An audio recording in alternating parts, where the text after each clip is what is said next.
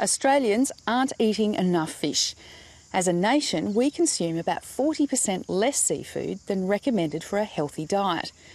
The reasons for this are partly due to cost, but also perhaps a reluctance to eat farmed fish from Asia.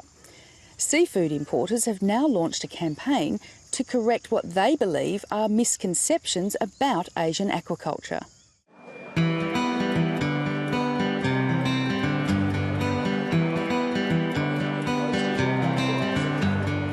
Every weekday, about 50 tonnes of mostly Australian seafood is traded at the Sydney fish markets.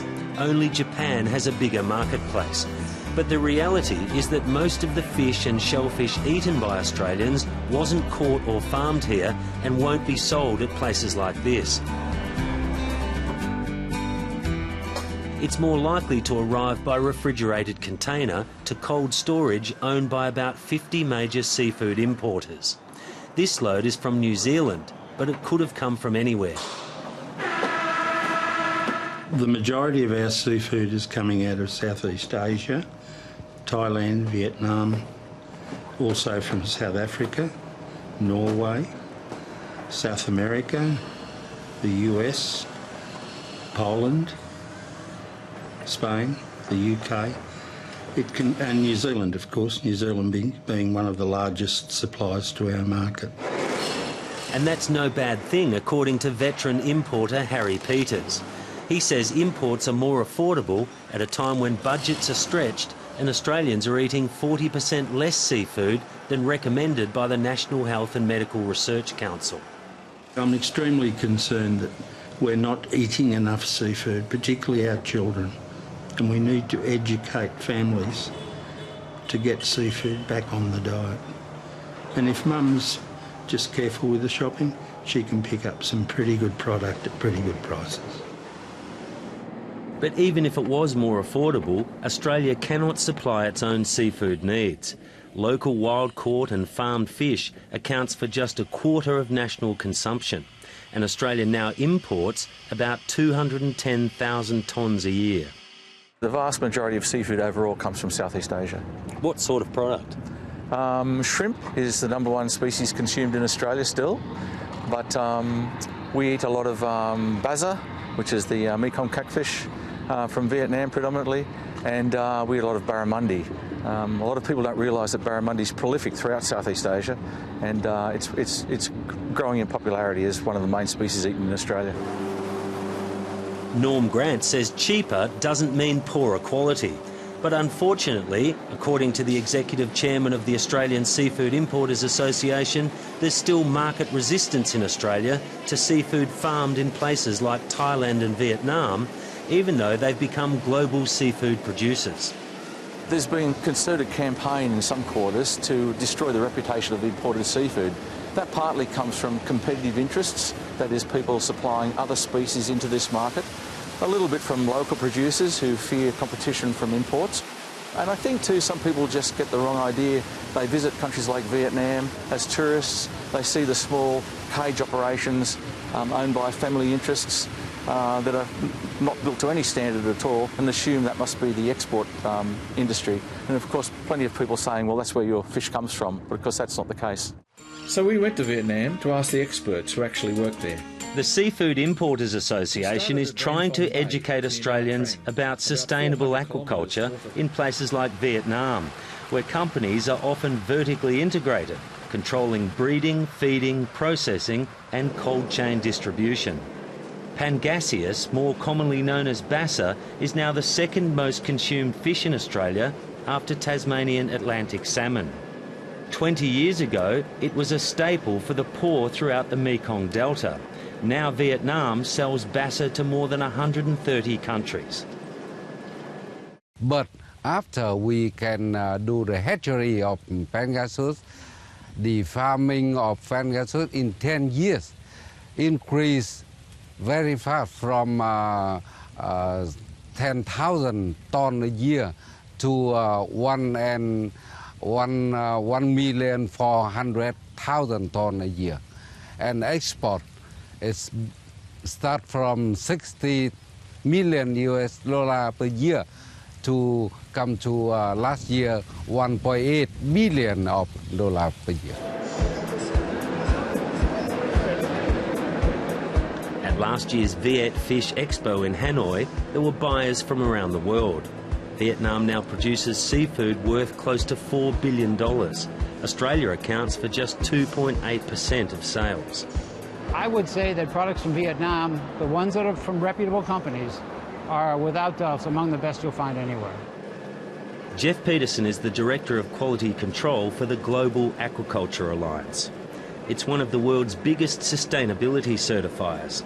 He says Vietnamese companies have been keen to adapt best practice standards to satisfy markets in America and Europe, where sustainability is a key demand. Because sustainability to some people means environmental responsibility, so that you don't damage the environment where you work. We have strict metrics on effluent, water quality, for example. That may satisfy some people, but in others, sustainability means proper treatment of workers, that they're paid fairly, that they're given the proper training, and so on and so forth. To other people, food safety is all about making sure the product is consistently not only wholesome and nutritious, but safe. No antibiotics, no hormones, no additives of any kind.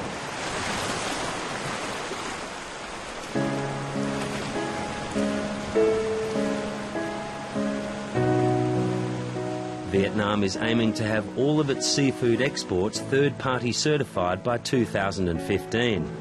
Companies like Australis Barramundi, which moved to Vietnam 5 years ago, are now aggressively marketing their sustainability credentials. We have 150 hectares at this site, 750 metres wide and 2 kilometres long. So right now we're only harvesting on about 10% of the water that's available to us, and we can produce over 2,000 tonnes per year from this site. The one-time Australian company is aiming to produce about 6,000 tonnes by next year. Its main market is the United States, but it's now also selling to Australian supermarket chains. Obviously, we have discerned the difference between performance and sustainability, and not only do we want to be a high-performing company, but we have to be here for a long time. And in order to do that well, we have to take care of our environment, obviously. And so part of what we do is to minimize the waste. You know, we have cameras at 8 meters below the surface, so that when we feed, we can see clearly when the fish have had enough food, and they get a stop signal, and so we can minimize the feed wastage that goes into the environment. On top of that, we have a fallowing system that basically allows us to use only, about 30% of the water that Australis has here in our operation is used for farming at any one time. The rest of the water is used for fallowing and for resting those areas. Yeah, it's great. Oh, let's have a taste. Okay, let's have a taste, yeah. Have a look at it. I mean, that's beautiful. Yeah, look at the fat layer through there. You don't have to cut it too thin, I don't believe. I think you still have a bit of meat on it. Australian seafood consultant John Sussman has been working with cobia farmers in Vietnam and has been introducing their product to some of Australia's best restaurants. I think it's a fantastic fish. I honestly, this perception of, Vietnam and getting fish, it's all crap. Look, this is just blowing it out of the water for me. It's a consistent fish daily for me. I run a 220-seat restaurant. Yeah. I'm going through 10 to 15 kilos of fish a day of one type. Yeah. It's consistent. It comes like this every time. Obviously the size has changed a little bit, you're saying now. Do you stay at this restaurant? There are opportunities, and I think that being able to come to the top end of the market, this is where the opinion leaders and opinion formers are. People are looking to the likes of Joe and the guys working in the 3-star restaurants to actually tell them what are the next trends. And if these guys are using quality products, then it really augurs well for broader markets. Fantastic. So now it's just a taste test, I guess. All right, let's have a look.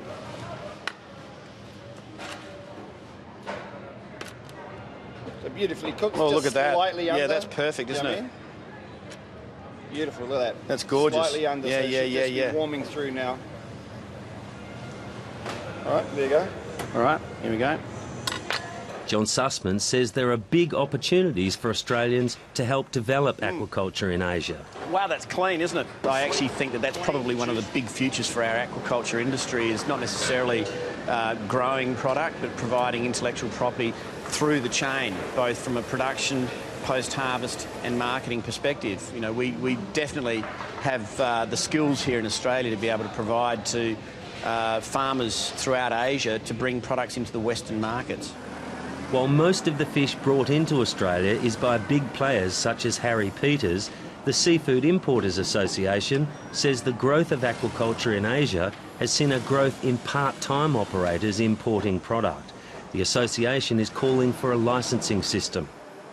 If you want to become a bricklayer or a builder or an electrician or a plumber or a real estate agent, you have to be licensed. Yet in our industry, anybody can import a container of prawns or a container of fish without any licence, and 9 times out of 10 the backyarders have no idea of the health controls required. And this is something that as an industry we need to police very quickly. Yes, we think the rules ought to be tightened for importers. To be an importer you need a lot of experience, and there are a lot of rules in terms of the food safety requirements we have to meet and also the quarantine requirements. And whilst most of the large companies can comply with that easily, we see an increasing number of new entrants into that market, particularly for small family businesses that may have relations overseas, and we really are concerned that those people may not be completely knowledgeable about the rules. And while the government has no immediate plans for licensing importers, it says all seafood imports are subject to a range of tests at approved laboratories like this one. It's part of a 2-tiered surveillance system managed by the Department of Agriculture. Health specialists tell us to look at high-risk foods, which we do 100% of the time, and then there are other foods which we call surveillance foods, where we generally check them to see whether or not they contain anything that's harmful to human health. We test for a range of different contaminants that are present in seafood. There could be marine biotoxins or antibiotics or anything that can poison people in the food chain, including, of course, microbiological contamination. That's things like sewage contamination. That's right, E. coli, salmonella, and the same sort of things that you find in fast food shops. The Department of Agriculture says better than 99% of imports are deemed safe. Seafood importers say the public should have faith in their products because they're tested more than Australian seafood.